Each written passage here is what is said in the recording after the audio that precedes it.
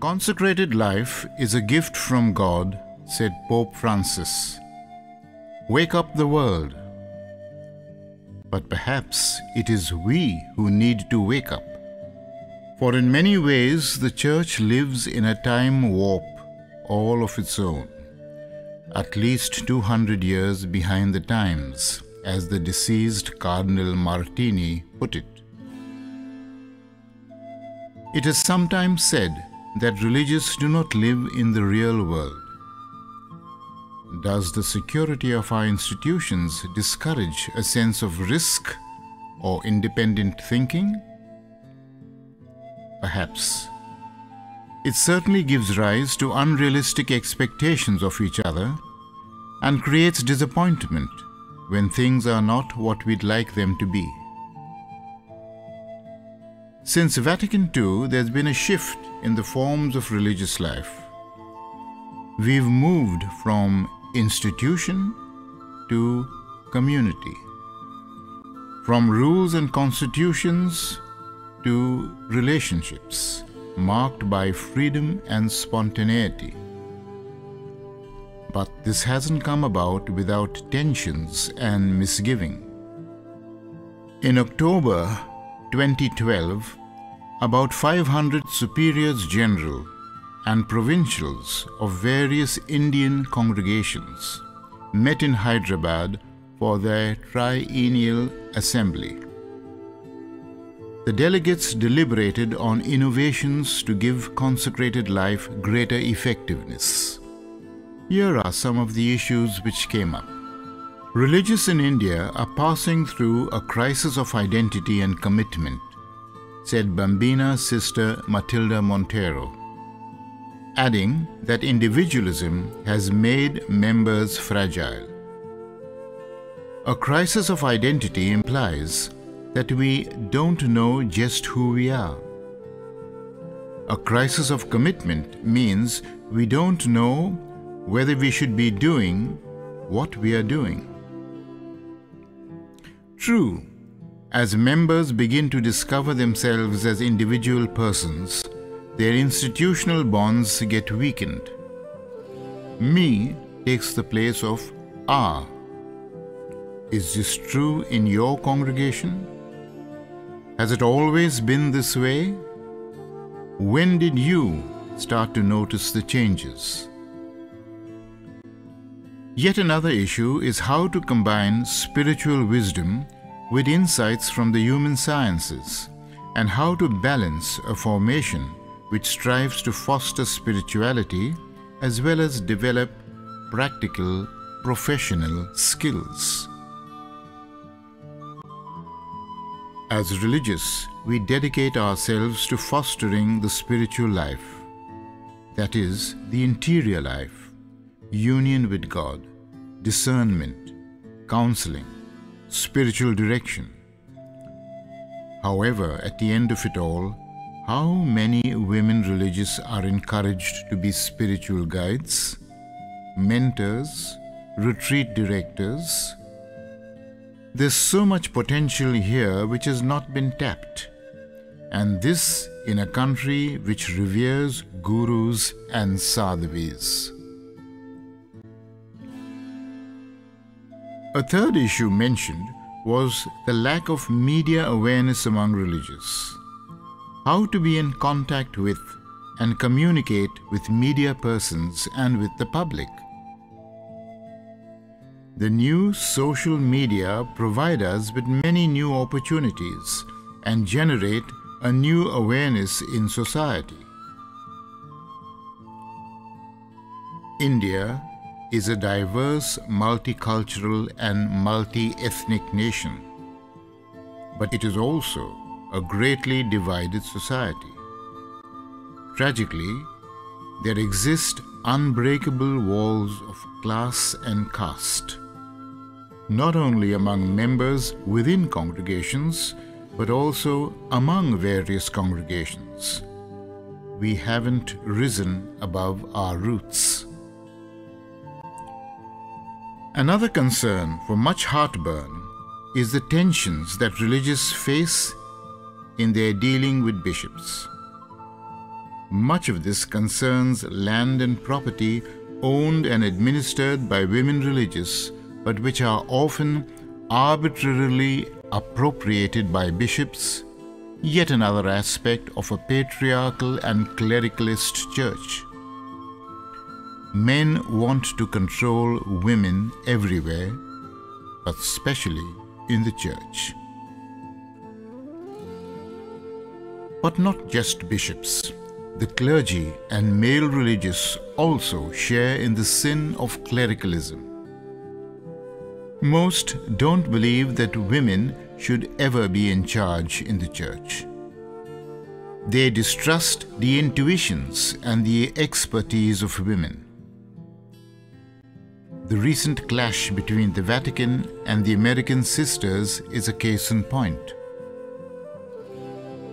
What we've mentioned are some areas of concern, most of them the legacy of an institutional church whose defining features are stability and continuity, and where institutional demands take precedence over personal needs and relationships. While the Vatican Council encouraged religious to ponder over the charism of their founders and to reinterpret it, it also encouraged us all to a dialogue with contemporary culture. So our question is, how does a religious live in India today? India today is still desperately and oppressively poor. Traditionally, we've addressed the problems of poverty and inequality in the country through our institutional service. Schools, hospitals, cooperatives, and orphanages for the poor. Times of need and disaster have seen us rush in with relief and rehabilitation. Our service has often been heroic. But are we called also to do something different in keeping with the signs of the times? Should we be asking, why does the government keep so many people poor? Is there a place for the prophetic vocation? Rani Maria and Valsa John have shown us how. India today needs interfaith dialogue. There's no peace in the world until there is peace between religious groups, said the theologian Hans Küng. With the rise of Hindutva and of Islamism, how do we practice the dialogue of life in places where we work? Or are our minds still conditioned by obsolete attitudes of conversion? India today is a dangerous place for women. The omnipresent violence against women and young girls, dowry deaths, wife-beating, rape, female infanticide, is a matter of shame. Even while many of our institutions serve those so afflicted, isn't there also a place for prophecy, for the public denunciation of such crimes, for changing the attitudes of men through the media? In a changing world, religious life has to change too, not in its essentials of a life dedicated and consecrated to God, but in its juridical form. Because of vows and rules, we've often accepted a limiting idea of poverty, chastity, obedience, and community. And so we've crippled our spiritual and psychological growth. The question is, how? Here is one suggestion. Initiate better relationships everywhere. Not just in families, but also in society. For us religious, this translates into the need to build up strong, affectionate, and supportive communities. Strong, that is, able to heal persons with emotional problems. Affectionate, that is, able to share deeply in the love of friendship. Supportive, that is, never letting the other person down in the tasks of ministry. Poverty, then, is not dependence on the whims of a superior, but a simplicity of life and a sharing of what we have, not just in our own communities, but with our neighborhood. Indian society is segregated and caste conscious, and our sharing must promote a greater inclusiveness. The challenge lies here. Poverty also means not being tied down to what we've done successfully, but being ready and available to sign up for new ministries. But which new ministries? This needs community discernment. Today, both men and women wish to lead sexually healthy lives and reject any form of sexual ignorance or repression. So what does celibacy mean today? Does it promote mature friendships both within the congregation and without? Is it supportive of ministry, or is it a constant irritation? Obedience can no longer be seen as command control. The time has come for participative decision-making, transparency, and accountability. Obedience is a process of discernment, where we ask, what does God want of us in the here and now? Many of those who have left the congregation or the priesthood have not lost their earlier idealism.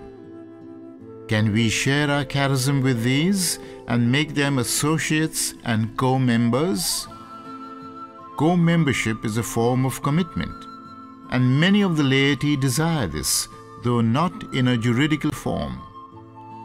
Are we open to sharing our apostolic ministry? The Loreto sisters, founded by the remarkable Mary Ward in 1609, have even redefined their charism for today. We work for justice and act for peace, thus hoping to address the two major conflict areas of the modern world. This is how they see their vows. Religious life is actually a way of living the Gospels within a certain historical context. What worked yesterday may not work today. As situations change, the new wine gets poured into old wineskins, and in the resulting ferment, the wineskins burst. Something like this happened at the Vatican II, when the Spirit shook up the Church in different ways. If the consecrated life is essentially a journey into the mystery of God, it is not a journey we make alone. Our pilgrimage necessarily links us with the journeys of other men and women. This is to put into action the dialogue of life, an important part of our charism.